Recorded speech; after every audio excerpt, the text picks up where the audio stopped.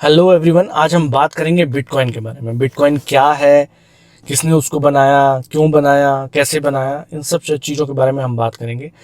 तो बिटकॉइन जो है वो एक डिजिटल करेंसी क्या होती है, उसके कैरेक्टरिस्टिक क्या होते हैं, बाकी करेंसियों से वो कैसे अलग है, ये मैंने पार्ट 1 में बताया था।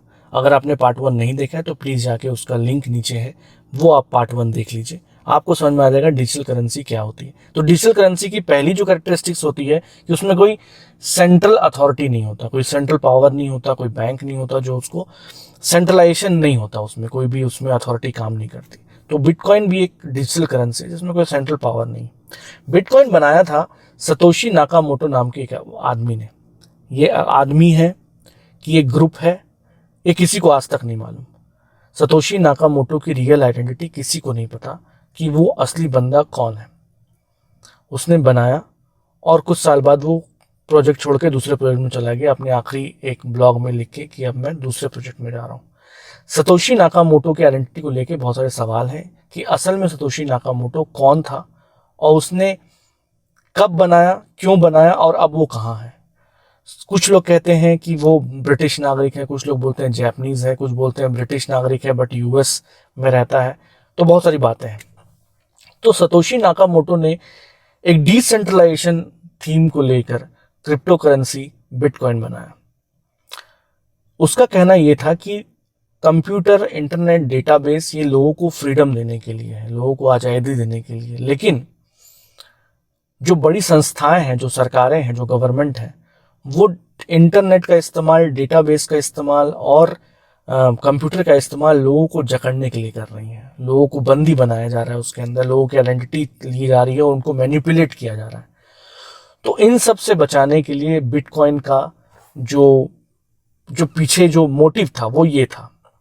2008 में आप लोगों को याद होगा कि बहुत बड़ा एक इकोनॉमिक स्लो डाउन हुआ था, लोगों को बहुत सारी कंपनियां डूब गई थी, बहुत सारे लेमन ब्रदर्स जैसे फाइनेंशियल इंस्टीट्यूशन कोलैप्स कर गए थे। तो बहुत सारा फाइनेंशियल साइड में बहुत कुछ हुआ था, बहुत लोगों ने पैसा लूज़ किया था, बहुत लोगों ने जॉब लूज़ किया था क्योंकि कंपनी बंद हो गई थी।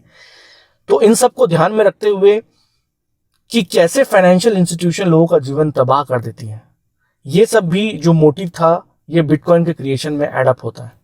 बिटकॉइन का पहला जो बिटकॉइन ट्रांसफर हुआ वो 2009 में हुआ हल फेनी नाम के बंदे को। हल फेनी जो था वो इसी टाइप के प्रोजेक्ट में 2004 से काम कर रहा था।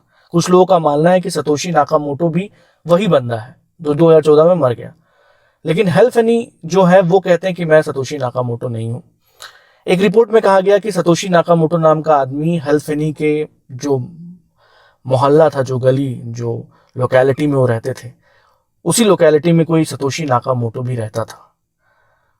बहुत लोग कहते हैं वो खुद ही सतोशी नाकामोटो है।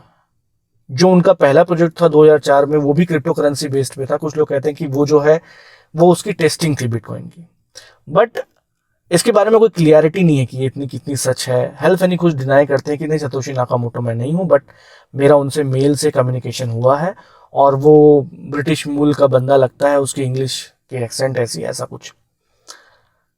तो हेल्फ एनी के पास पहला ट्रांजेक्शन जाता है जो कि बिटकॉइन के जो बनाने वाले क्रिएटर हैं, वो ग्रुप है जो भी है, सतोशी नाकामोटो के थ्रू हेल्फ एनी को पहला जो कमर्शियल ट्रांजैक्शन होता है वो पिज्जा खरीदा जाता है 2010 में।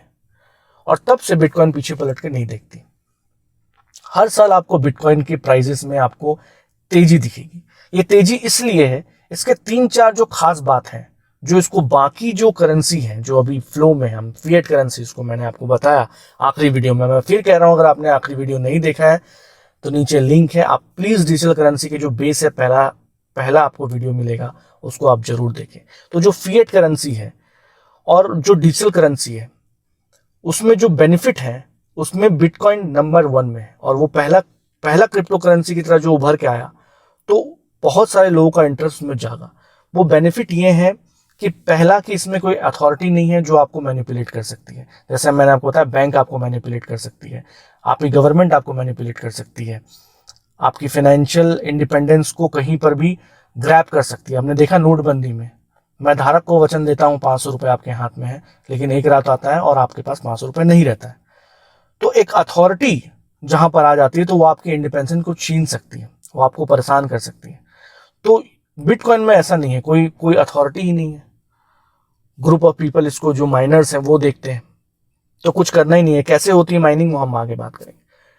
तो कोई सिंगल अथॉरिटी नहीं है, तो ये उसका पहला बेनिफिट है। दूसरा बेनिफिट ये है कि बिटकॉइन एज एन एसेट भी काम करता है। अगर मान के चलिए मेरे पास पैसे हैं, मैं उनको बैंक में रखा हूँ, तो मेरे को सेविंग अकाउंट में कुछ पैसे मिल जाएंगे, कुछ 2-4% इंटरेस्ट मिल जाएगा। एफडी में मेरे को आजकल इंटरेस्ट वैसे ही बहुत कम हो चुके हैं। बहुत सारे कंट्रीज में, ये बात हो गई इंडिया की, बहुत सारे कंट्रीज में इंटरेस्ट है ही नहीं। बहुत सारे कंट्रीज में इंटरेस्ट नहीं है, और बहुत सारे कंट्रीज में आपको पैसे बैंक में रखने पे आपको ट्रांजैक्शन का फीस देना पड़ता है, मतलब आपको मेंटेनेंस फीस देना पड़ता है। तो अगर आप मेंटेनेंस फीस देते हैं तो वहां लोग पैसा बैंक में नहीं रखते हैं। बहुत सारे कंट्री में बैंकिंग का जो प्रचलन है बहुत कम है, क्योंकि वहां पर चार्ज देना पड़ता है आपको बैंक का। आपको बैंक इंटरेस्ट नहीं देती, आप ही पैसे देते हैं उसको।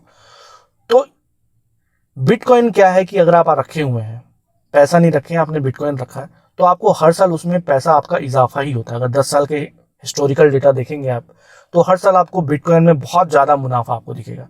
हजारों गुना बिटकॉइन जो 2009 में था और 2021 में है, हजारों गुना की आपको इंक्रीमेंट आपको दिखेगा, आपको कितना मुनाफा हुआ है। तो एक तरीके से एसेट का भी काम करता है। जो लोग बैंकिंग से जुड़े नहीं हैं, जो बैंक नहीं जाना चाहते, जो ट्रांजेक्शन फीस नहीं देना चाहते, जो अथॉरिटी के पास पैसा रिवील नहीं करना चाहते, उनको एक कॉइन है, एक एसेट है जो वो रख सकते हैं, और उनको उस पर इंटरेस्ट मिलता है, बहुत अच्छा इंटरेस्ट मिलता है। उसको वो कभी भी लिक्विडेट कर सकते हैं। तो एक उसका दूसरा फायदा है। तीसरा फायदा ये है कि मैं उसको रख सकता हूं, मैं उसको लिक्विडेट कर सकता हूं, बट मेरी आइडेंटिटी क्रिप्टिक है, क्योंकि उसकी ट्रांजैक्शन जो है वो क्रिप्टो लाइन में हुई है, हैशिंग में हुई है। वो बाद में बात करेंगे टेक्निकल। तो क्योंकि क्रिप्टो करेंसी, तो मेरी आइडेंटिटी नहीं पता है, किसी ने भेजा है, मेरे पास पासवर्ड है, मैं उसको निकाल सकता हूँ अपने पास, सेंड और रिसीव कर सकता हूँ एज अ टोकन, एक हैशिंग टोकन के द्वारा। किसी भी बैंक को नहीं पता कि ये ट्रांजैक्शन हुआ है, किसी भी गवर्नमेंट को नहीं पता ये ट्रांजैक्शन हुआ, और पता भी हो भी तो वो नहीं बता सकते कौन सा ट्रांजैक्शन मेरा वाला है और कौन सा ट्रांजैक्शन किसी और का है, उसमें कितने अमाउंट का, उससे क्या भी बात है, सब चीज जो है वो क्रिप्टिक मैसेज है, वो इसीलिए वो क्रिप्टो करेंसी कहा जाता है। तो क्रिप्टिक लैंग्वेज में इसको तोड़ना बहुत ही मुश्किल है, लगभग नामुमकिन है। तो इसी कारण कुछ माफिया डॉन्स, कुछ अंडरवर्ल्ड के लोग, आतंकी लोग भी इसका इस्तेमाल करते हैं। जो हर एक जो टेक्नोलॉजी के साथ कुछ बुरी चीज जुड़े होते हैं, इसके साथ भी कुछ बुरी चीज जुड़े हुए हैं।